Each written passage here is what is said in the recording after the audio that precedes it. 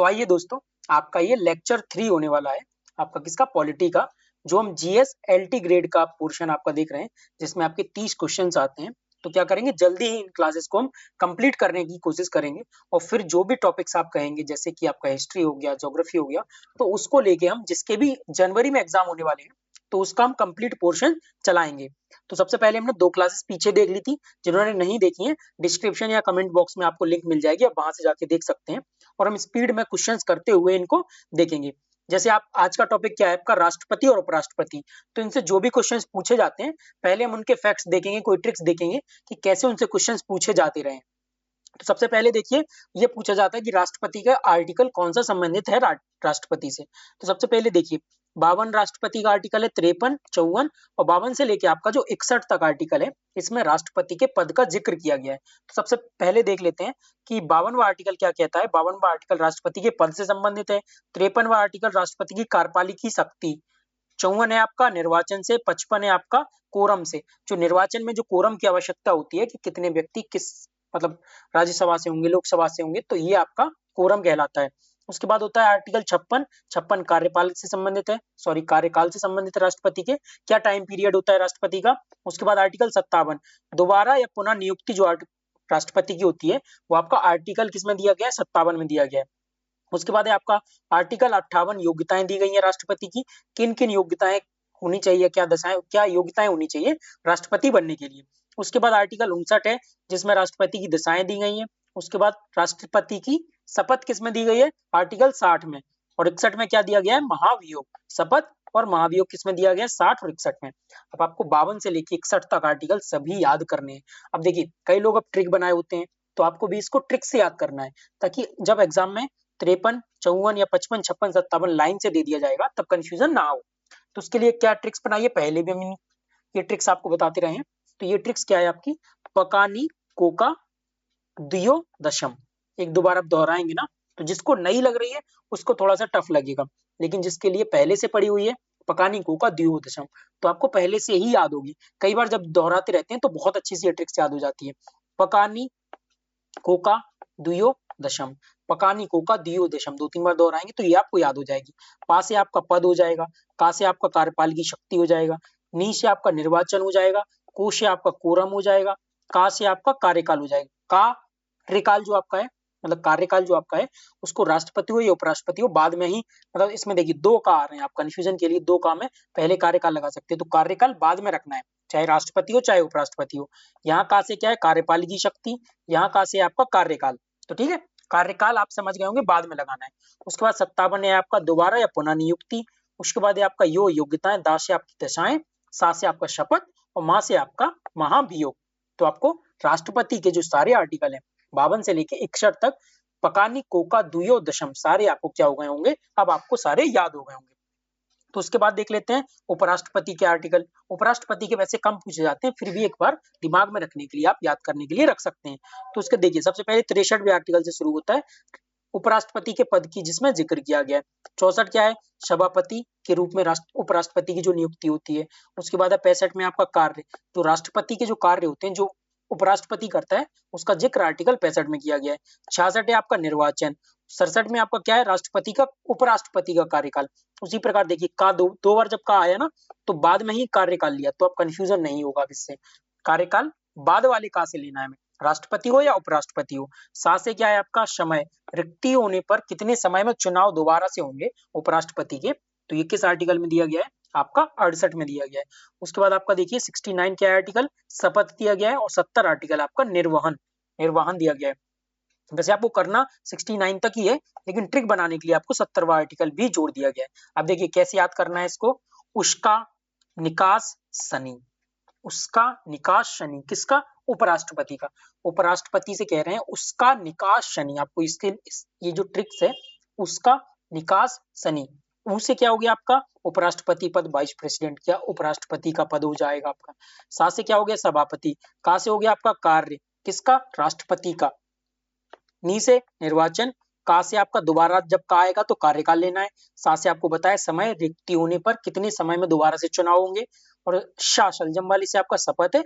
और नीचे निर्वाहन, ये याद भी नहीं रखेंगे तो भी चल जाएगा, लेकिन आपको 69 आर्टिकल तक क्या करना है, याद रखना है। कैसे, उसका निकास शनि। अब उसके बाद देख लीजिए एक और फैक्ट है, उसके बाद हम क्वेश्चंस पे सीधे चलेंगे। क्या है? राष्ट्रपति का चुनाव और राष्ट्रपति की पदमुक्ति कैसे होती है? तो देखिए राष्ट्रपति का चुनाव कौन करता है? एमपी मतलब कि मेंबर ऑफ पार्लियामेंट, जो आपको सांसद होते हैं, और MLA member of legislature assembly मतलब कि आपके जो विधायक होते हैं, और एक होते हैं आपके MLC member of legislature council, जिसको हम क्या बोलते हैं, जो हम क्या होते हैं, विधायक से जो क्या होते हैं आपके, किसके किसके विधायक होते हैं आपके, जिन क्षेत्रों में क्या होती है विधान परिषद होती है, तो उनके जो विधायक होते हैं उनको क्या बोलते हैं हम? एमएलसी। तो आपको पता होगा एमएलए होते हैं, एक होता है आपका एमएलसी, तो ये आपको दोनों का पता ही होगा। अब देखिए इनका चुनाव किसका, राष्ट्रपति का चुनाव में कौन कौन मेंबर भाग लेता है? एमपी और एमएलए, दिल्ली प्लस पुडुचेरी, दिल्ली और पुडुचेरी के जो भी एमएलए होते हैं वो भी, और उसके बाद एमपी मतलब यूटी, केवल 2 ही यूटीज होती हैं, सभी यूटीज के नहीं, मतलब सभी राज्यों के एमपी, सभी राज्यों के एमएलए, और कौन, दिल्ली और पुडुचेरी के आपके क्या होंगे, केवल यही 2 यूटीज हैं जिसके एमएलए इसमें भाग लेते हैं, और वो भी आपके क्या होंगे, निर्वाचित, मनोनीत भाग नहीं लेते हैं राष्ट्रपति के चुनाव में।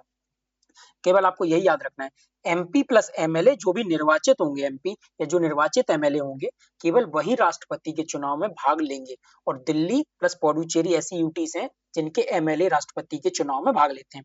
उसके बाद है पदमुक्ति। तो पदमुक्ति में देखिए, पदमुक्ति में केवल आपके एमपी रहेंगे, मतलब पदमुक्ति में केवल सांसद, किसके, लोकसभा और राज्यसभा दोनों के, लोकसभा राज्यसभा दोनों के सांसद आपके किसमें, पदमुक्ति में भाग लेंगे, दोनों होंगे, निर्वाचित भी होंगे और आपके मनोनीत भी होंगे।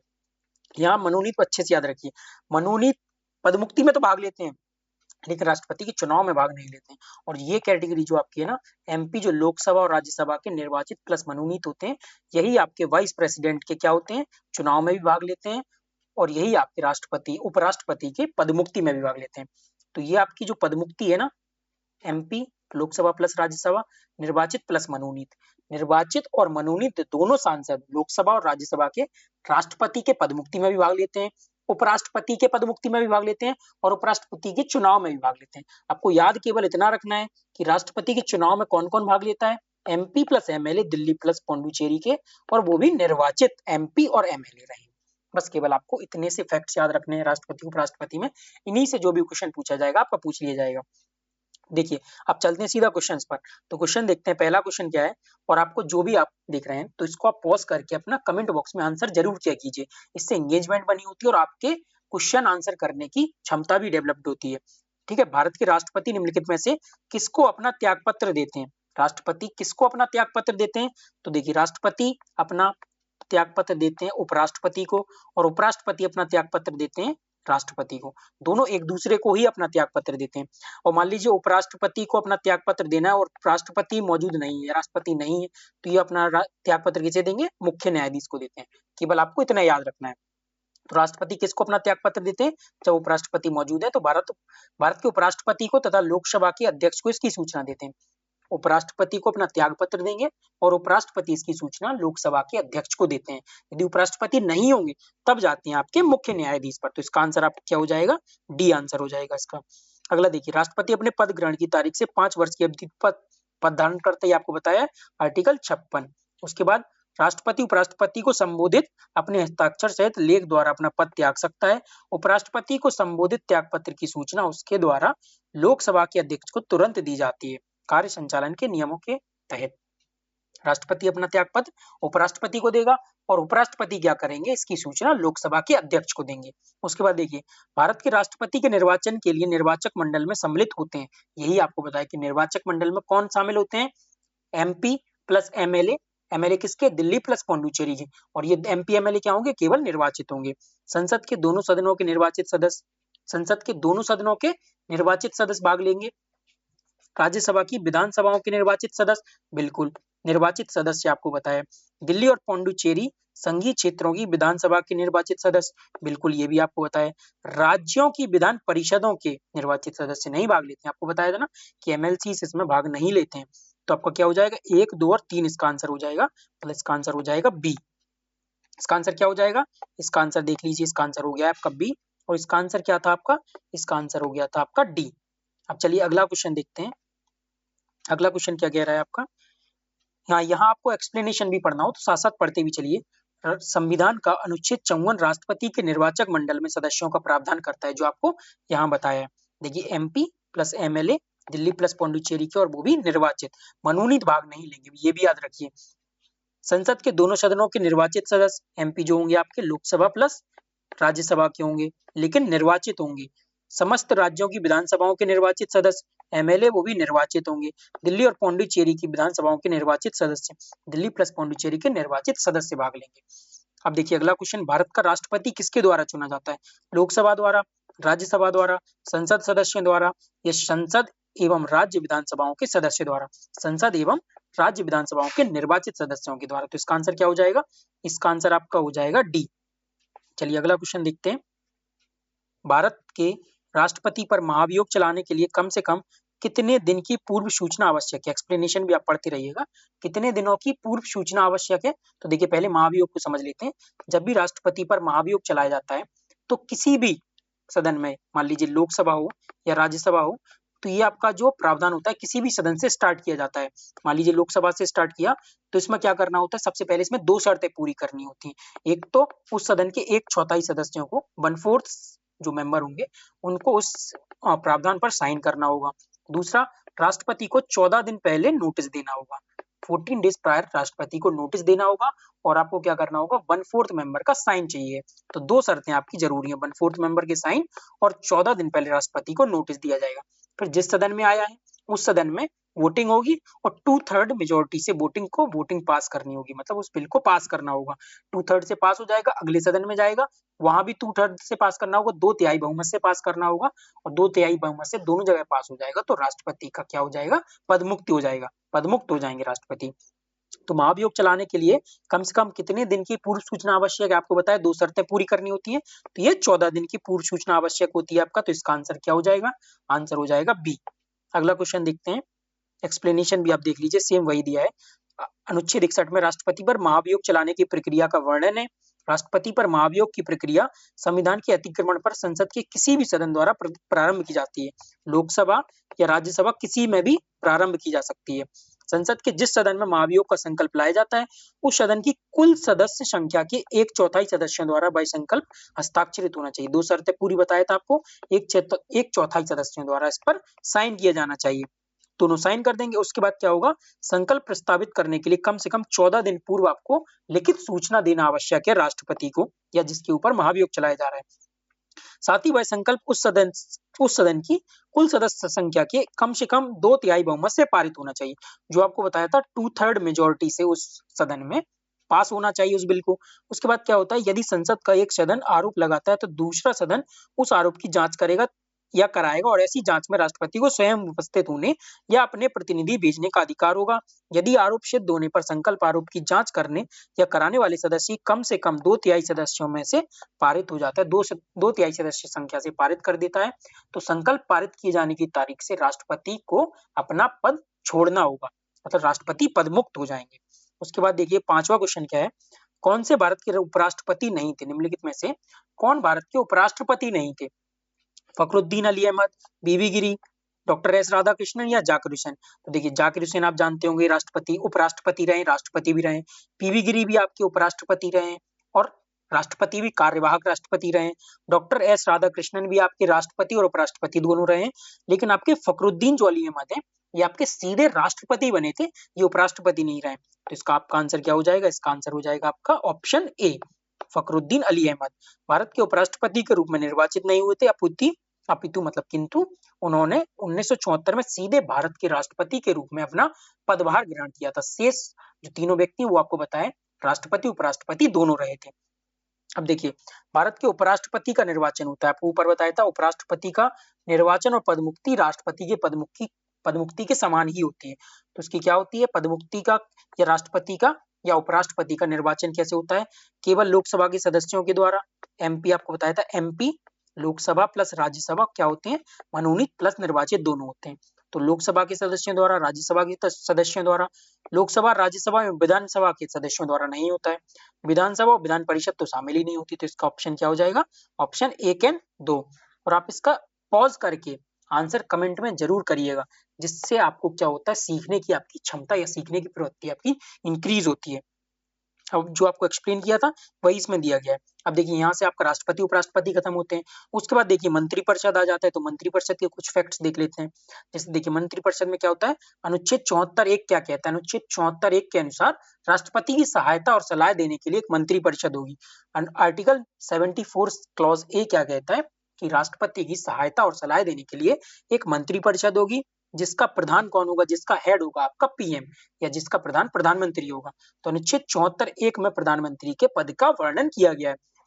उसके बाद है अनुच्छेद 75(2) के अनुसार क्या होता है, मंत्री जो होते हैं राष्ट्रपति के प्रसाद पर्यंत अपना पद धारण करते हैं। प्रसाद पर्यंत का मतलब ये होता है कि राष्ट्रपति जब चाहे उनको अपने पद से हटा सकते हैं। मैं तो ऐसे याद करता था, प्रसाद पर्यंत का मतलब ये होता है कि जो जिसके प्रसाद पर्यंत रहता है तो उसको लात मार के वापस भगा सकता है, लात मार के हटा सकता है। वैसे ऐसी मंत्री और राष्ट्रपति के बारे में ऐसी जिक्र नहीं किया जाना चाहिए, लेकिन याद रखने के लिए कुछ आप ऐसी ट्रिक्स या कुछ ऐसे निमोनिक्स बना सकते हैं। 75(2) के अनुसार क्या है, मंत्री राष्ट्रपति के प्रसाद पर्यंत अपना पद धारण करते हैं। सीधा पूछा जाएगा कि किस अनुच्छेद के अनुसार मंत्री राष्ट्रपति के प्रसाद पर्यंत अपना पद धारण करते हैं, या आर्टिकल 75(2) के अनुसार मंत्री किसके अधीन अपना प्रसाद पर्यंत पद धारण करते हैं। तो आपको दोनों चीजें ऐसे याद रखनी है। 75(3) के अनुसार क्या है, मंत्रिपरिषद लोकसभा के प्रति सामूहिक रूप से जिम्मेदार होती है। मंत्रिपरिषद, ये बहुत फैक्ट पूछा जाता है, किसके, लोकसभा के प्रति होती है सामूहिक रूप से उत्तरदायी, ना कि राज्यसभा या संसद के प्रति। मंत्रिपरिषद आपकी लोकसभा, ओनली लोकसभा के प्रति सामूहिक रूप से उत्तरदायी या जिम्मेदार होती है। ठीक है, देखिए पहला क्वेश्चन देखते हैं, संघीय मंत्रिमंडल का पुनर्गठन किसकी रिपोर्ट पर आधारित था। तो संघीय मंत्रिमंडल का आपका पुनर्गठन किया गया था, किसकी रिपोर्ट पर आधारित था, तो Gopalaswami Ayyangar, K M. Munshi, T T. Krishnamachari, B C. Roy. Pause कीजिए वीडियो, कमेंट में अपना आंसर जरूर दिया कीजिए। यहाँ से क्या होता है, आपकी सीखने की प्रवृत्ति बढ़ती है, आपको बार बार इसीलिए जोर दिया जा रहा है।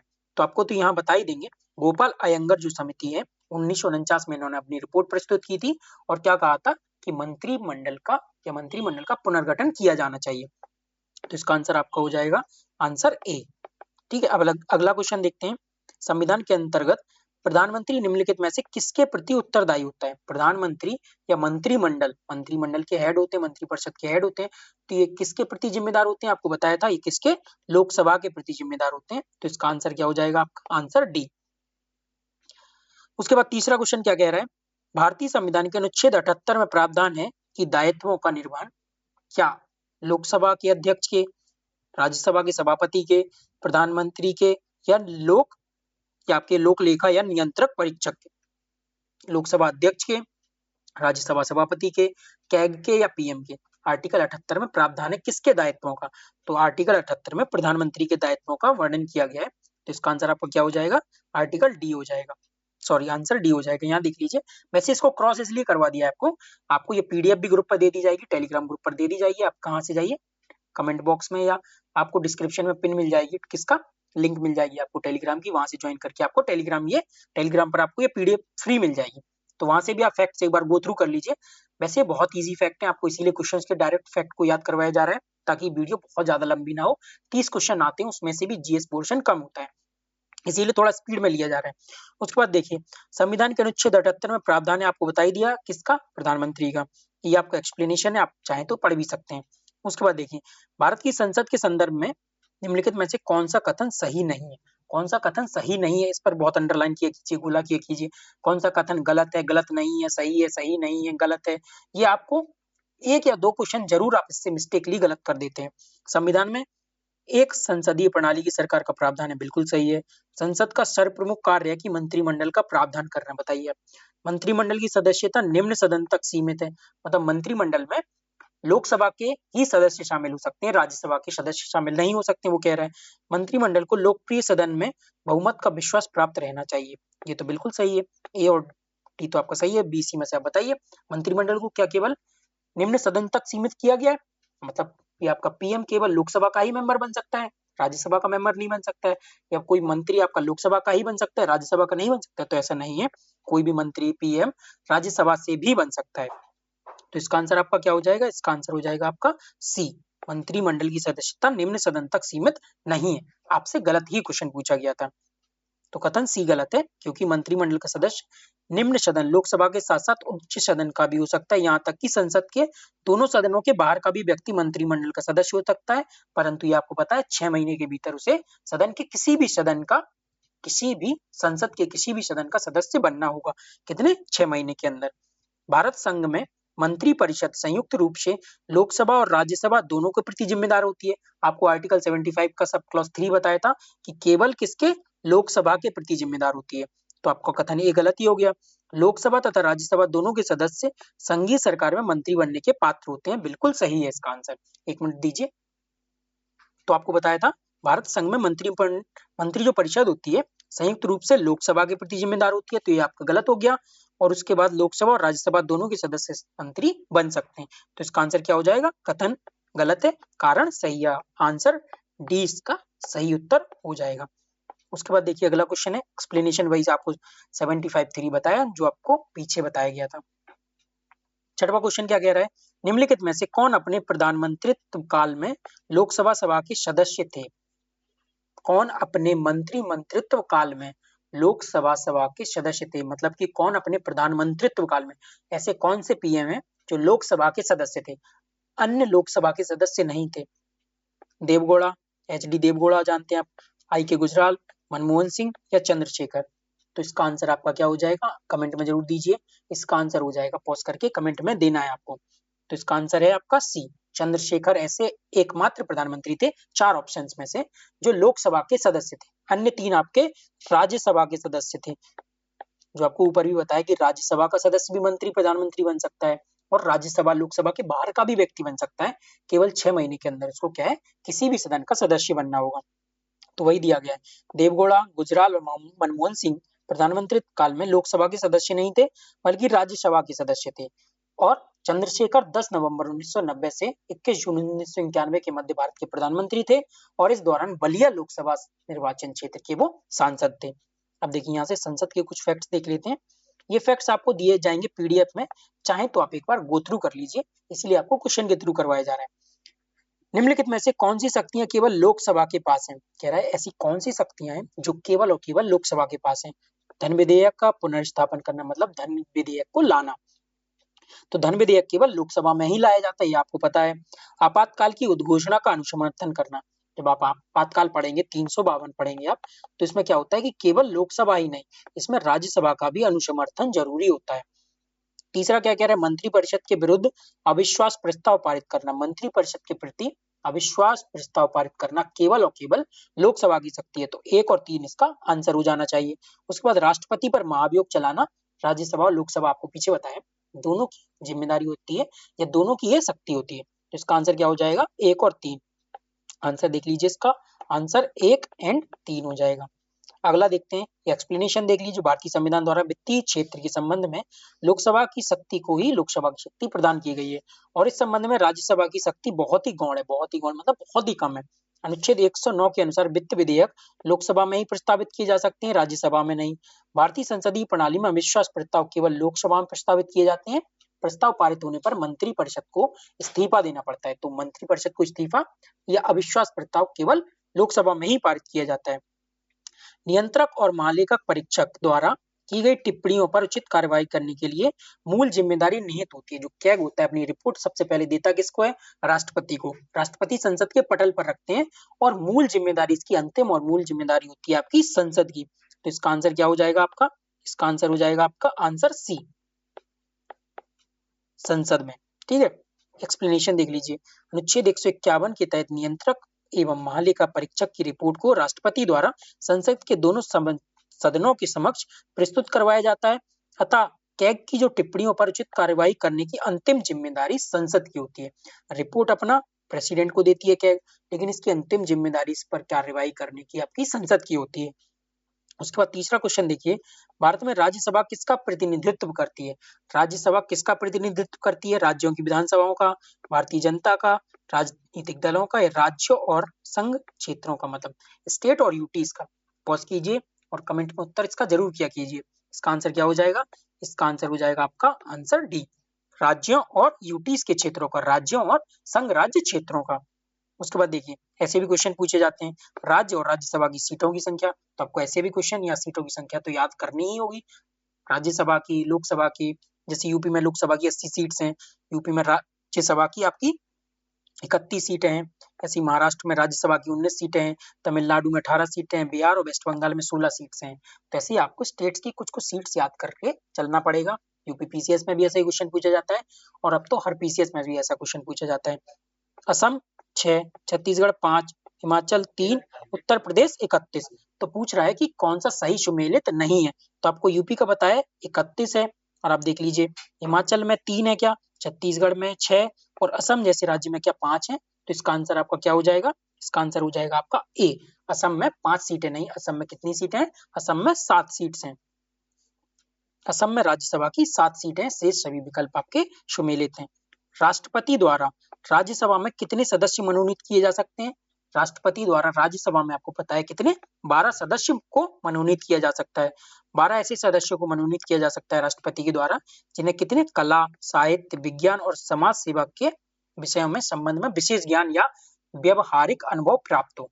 4 फील्ड में कला, साहित्य, विज्ञान और समाज सेवा के विषय में संबंधित व्यक्तियों को राष्ट्रपति राज्यसभा में ऐसे 12 व्यक्तियों को क्या कर सकता है, मनोनीत कर सकता है। और पता है 250 राज्यसभा की मैक्सिमम सीट्स होती हैं, जिसमें 238 का निर्वाचन होता है और 12 व्यक्तियों को राष्ट्रपति मनोनीत करते हैं।